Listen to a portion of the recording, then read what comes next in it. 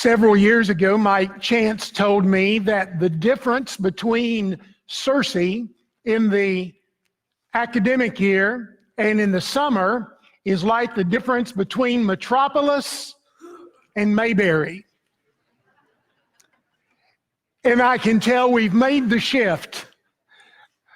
But even though our pace around here is a little bit slower, and we have a lot of folks traveling throughout the summer months, we're grateful that you've joined us this morning for that which is truly important.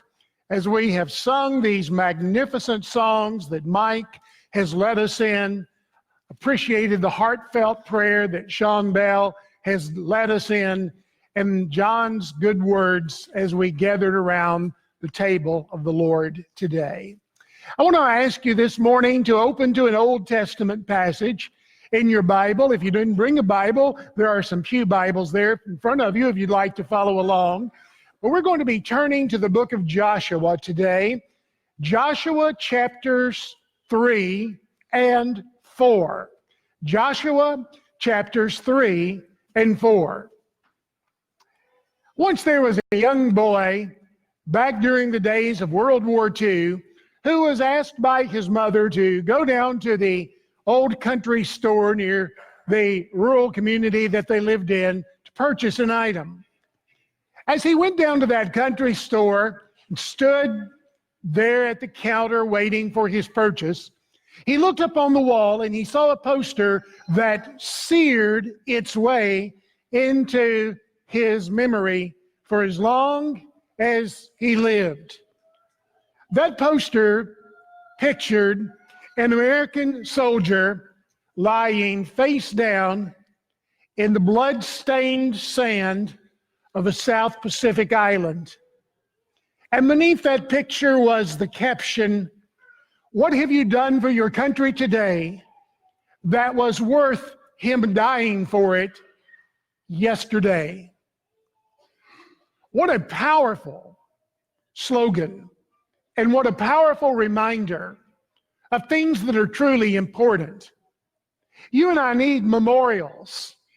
We need memorials to remind us of those values that are extremely dear to us.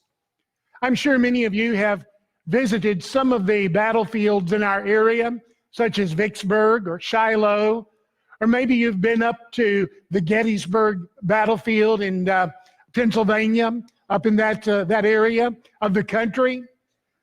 Maybe you've been to Hawaii and there seen the USS Arizona Memorial commemorating those who died above on that ship when it was sunken on December 7th, 1941. Or maybe you've been to Washington, D.C., and there you have seen that very powerful Vietnam memorial with thousands of names etched into that black, stark wall. God has always understood our need for memorials. Going all the way back to the book of Genesis, chapter 9, verses 13 through 16. After the flood had concluded and Noah and his family went out of the ark onto dry ground, there Noah offered a sacrifice, and God established a covenant with Noah and said, "Never again will I destroy the earth by flood." And to seal that covenant, God established a memorial. What was it? It was a rainbow that he set in the sky, a memorial of the covenant that he had made with Noah. In Exodus chapter 12, we find God establishing a memorial feast with the Israelites as they prepared to leave bondage in Egypt. And as they prepared that bread without yeast, it reminded them of the quickness of their departure. As they ate the bitter herbs, it reminded them of the bitterness of their enslavement. As they had slaughtered that lamb and sprinkled its blood on the doorpost of their home, it reminded them something about sacrifice and the price that would be paid for redemption. A memorial, that Passover feast that stood for centuries. In the book of Esther, chapter 9, verse 28, we read about a feast that was established during the days of Queen Esther that commemorated the deliverance of the Jews from the wicked plan of Prince Haman. That feast was called the Feast of Purim. And then we come over to Matthew 26, verses 26 through 28, which John read just a few moments ago. Also in Luke chapter 22, verses 19 and 20, where Jesus at that Passover meal took that bread, took that fruit of the vine, and he said, "This is my body, which is broken, and this is my blood of the new covenant, which is shed for many for the forgiveness of sins." You see, God has always understood the powerful impact of memorials. Well, on this Memorial Day weekend, we honor those who have served our nation, but particularly we are mindful of those who sacrificed their lives for the freedom that we enjoy. But I want to go to this passage found in Joshua chapter 3 and chapter 4 and notice some relevant reminders of our redemption. Relevant reminders of our redemption. Now, let me give you a little bit of background to where we are in this particular passage. You'll remember how the Israelites had come up out of Egypt. God had parted the waters of the Red Sea miraculously, and they had walked across on dry ground. While they were there in the wilderness, God had provided them manna to eat, quail to eat, water that came from the rock. And God brought them to a place called Kadesh Barnea, where 12 spies were sent up into the land of Canaan, the land of promise. 10 of those spies said, "We can't go up against those people. They're too strong for us." Only 2, Joshua and Caleb, said, "We're well able to overcome it. Let us go." As a result of the faithlessness of Israel, God did not allow them to enter the land of Canaan. But he said, "You're going to wander out here in the wilderness until this faithless generation has died out. And then when a new generation has come of age, only with Joshua and Caleb, the 2 spies who had brought back faithful promises, a faithful report, only with Joshua and Caleb, then will you be allowed to enter the promised land, the land of Canaan." And so here in Joshua chapter 3, we find this new generation of Israelites. Joshua has now assumed the mantle of leadership following the death of Moses, and the Israelites are ready to cross over the Jordan River into the land of Canaan. As they do this, God pointed out and instructed them about 4 attitudes that they must possess as reminders of their redemption. And that's why I call these relevant reminders of redemption, because these 4 attitudes we're going to notice this morning are just as applicable for you and I today as they were for the people of Israel at that particular time. The first of these attitudes is the attitude of respect. Say it with me. Respect. That's the very first attitude. Notice, before they can go into the land of Canaan, they have to cross the Jordan River. Now, what do you know about the Jordan River? We certainly hear about it a lot. It's pictured many times in the Bible. There are many of our songs that we sing that talk about the Jordan River. On Jordan's stormy banks I stand, crossing over Jordan, deep river. A lot of different songs feature the title or feature the words Jordan River. But what do you know about the Jordan River? It's really not a long river. It stretches just 156 miles from the northern boundaries of Palestine at the base of Mount Hermon, all the way down through the Sea of Galilee, and then on down to the Dead Sea. From the time of the Sea of Galilee down to the Dead Sea, the entire Jordan River is actually below sea level. In fact, the name Jordan means to go down. It's a river that descends further and further and further until it gets to the Dead Sea, which has no outlet, and the water just evaporates, meaning that there's a mineral content of about 33% in the Dead Sea. But they had to cross the Jordan River before they could go in. So notice what happens. Joshua tells them two things. Look, if you will, here in Judges chapter 3, first of all, verses 4 and 5. First of all, Joshua says, God commands Joshua, tell the priests, the Levites, to take the ark of the covenant of the Lord and to carry it before the people. Now, what was that about? You remember the Ark of the Covenant was a chest that was 2 feet wide by 2 feet tall by 4 feet long, covered with gold. On top of it, there was a section known as the mercy seat with 2 statues of cherubim.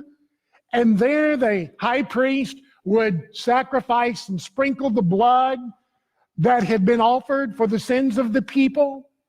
Well, that Ark of the Covenant represented God's presence among the people. And so here, God says, the priests, and remember, not anyone was permitted to touch the ark, and even the priest had to carry it by running poles through rings on its side. It was so holy that no one could touch the Ark of the Covenant. There's an example in 2 Samuel chapter 6 of a man named Uzzah who reached out to steady the ark when it was being transported on an ox cart, and he was just zapped like that. It was holy. And so God says through Joshua, have the priests take the Ark of the Covenant and tell the people when they see the ark, they are to follow the ark. Follow the ark. The presence of God. They were to keep a respectable distance, 2,000 cubits. That would have been about 3,000 feet, a little over a half a mile. So they were to stay back, but they were to watch, and they were to follow the ark. They were to respect the leadership of God. They weren't to go out on their own. They weren't to devise their own strategy for entering into the land of Canaan. They were to follow the ark, respect the leadership of God. And secondly, if you'll look at verse 4, Joshua tells the people, consecrate yourselves, for tomorrow God is going to do wondrous things in your sight. Get ready. Get ready. The idea of consecration is the idea of preparing yourself to meet with God, cleansing yourself. The Jews actually had cleansing rituals, purification rituals outlined back in Exodus 19, verse 10. Purify yourselves, consecrate yourselves, so that you might be prepared for the wondrous things God is going to do tomorrow. How do we approach God today? It's interesting to notice how modern religion approaches God. I was reading an article this past week written by Ethan Reno, R-E-N-O-E, in the December 2017 issue of Relevant magazine. And Reno makes the assertion in that article that over the last 200 years, churches in America have been engaged in a process of dumbing down God. What does he mean by that? Dumbing down God. He means by that we tend to try to bring God down to our level more than changing ourselves according to His character and His will and His leadership. Dumbing down God. He asserts that there has been less and less emphasis on biblical teaching and biblical knowledge, and more emphasis in American religion placed upon experience and feelings instead of Scripture. As I look at these people in Joshua chapter 3, I see people who understood that God was not to be approached casually or conveniently, but God was to be approached with a spirit of conviction and commitment. And thus they followed the ark and they consecrated themselves. They were ready. They respected God. Respect. The second attitude is respond. Respond. Notice, if you will, down in verse 13 of chapter 3, God through Joshua tells the priests, enter into the waters of the Jordan, carrying the Ark of the Covenant, walk into the water. Walk into the water. Now, it's interesting when you look on down at verse 15 that the Jordan River was at flood stage at this time of the year. So the Jordan River was out of its banks. This was not a trickling brook or a shallow stream. The Jordan River was actually flowing out of its banks.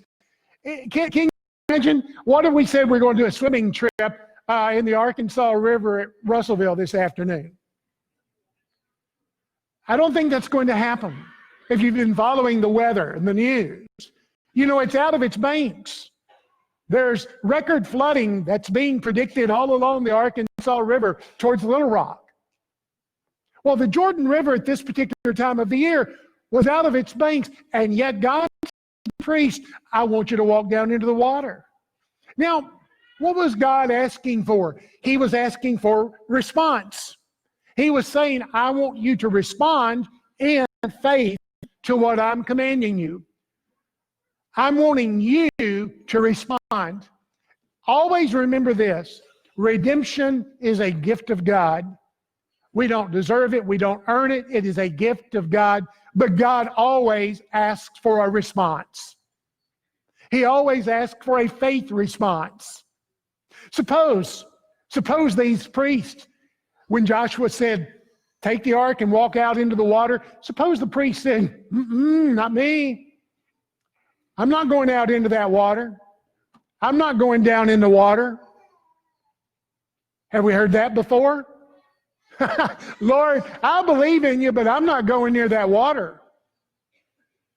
Lord, I'll tell people that I believe you're my Lord and Savior, and I'll make that confession, but I don't intend to go down into the water. I think there's an analogy there.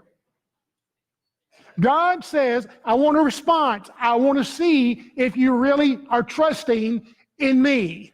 If you really believe in my word, go into the water. And that leads us then to the third attitude. Rely. Rely.